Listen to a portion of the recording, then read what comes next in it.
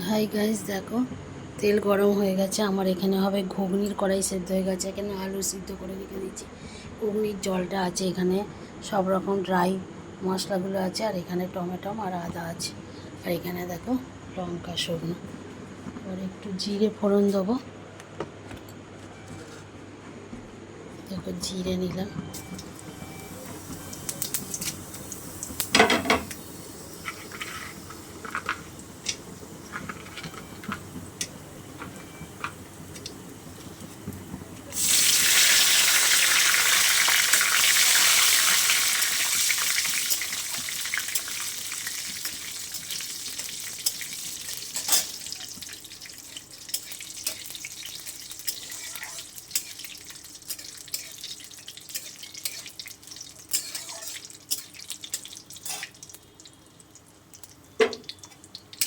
মশলাগুলো ভেজে নিলাম।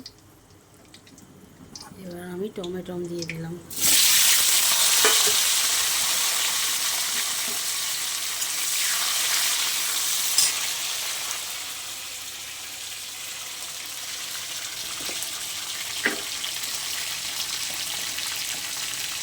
টমেটোর সঙ্গে আমি একটু লবণ দিলাম। এবার আমি সমস্ত গুঁড়ো মশলাগুলো দেবো। যাতে আমি এখন হলুদ দিচ্ছি, যেহেতু এখানে হলুদ দেওয়া আছে তাই একটু কম করে হলুদ দিলাম। তারপরে আমি দেখো দিলাম লঙ্কা গুঁড়ো 2 চামচ দিলাম। তারপরে আমি দেখো ধনে গুঁড়ো দিচ্ছি 1 2 3 চামচ ধনে গুঁড়ো দিলাম। আর এখানে জিরে গুঁড়ো যেটুকুটা আছে সব দিয়ে দিলাম।